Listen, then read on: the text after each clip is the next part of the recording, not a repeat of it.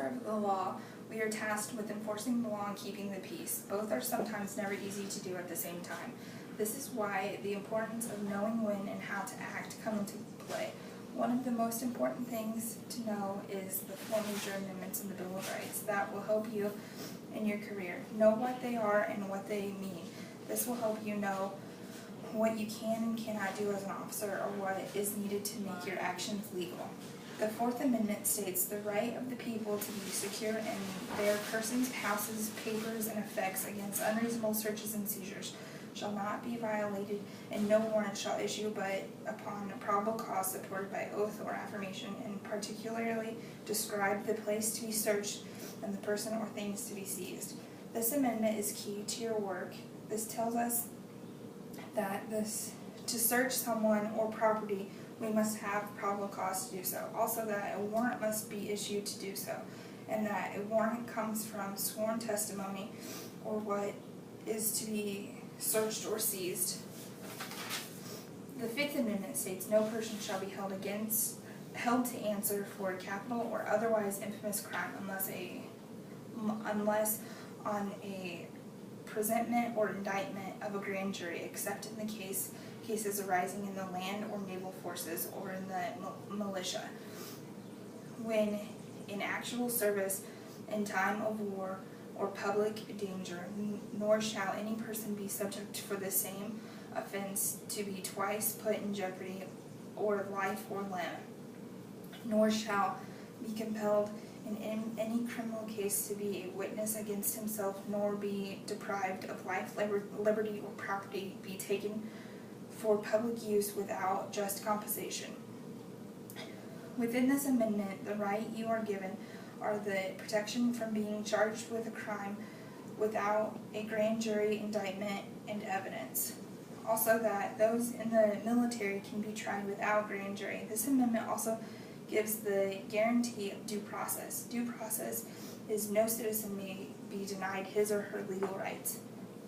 Next is the 6th Amendment, which states, in all criminal procedures, the accused shall enjoy the right to a speedy and public trial by an impartial jury of the state and district wherein the crime shall have been committed, which district shall have been previously ascertained by law, and to be informed of the nature of and cause of the accusation, to be confronted with the witnesses against him, to have compulsory and to have the assistance of counsel for his defense. Amendment 6 gives the citizen the right to a speedy and fair trial, and an attorney if the accused wants, and the chance to confront the witnesses who are accusing him or her of the crime. Keep in mind that when it grants a speedy trial, it does not mean it will only be a week.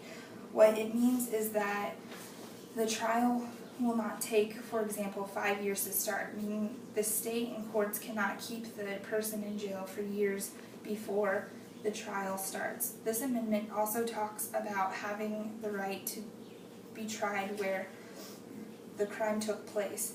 This means if a person is arrested out of state, they come back to the state where the crime happened to be tried, not in the arresting state. Finally, the 8th Amendment states, excessive bail shall not be required, nor excessive fines imposed, nor cruel or an unusual punishment inflicted. Simply, this is stating that the punishment must be fair, cannot be cruel, and that fines that are extraordinarily large cannot be set. The line about no cruel and unusual punishment is unclear because it is not described. These 4 amendments are key to policing in many ways. These outline what we as officers can and cannot do. We cannot search or seize a person or property without a warrant that has probable cause. Also, we cannot force someone to testify for a crime and cause self-incrimination. As officers of the law, we cannot slow down the trial process and impede a subject's due process. Finally, we cannot inflict cruel or unusual punishment.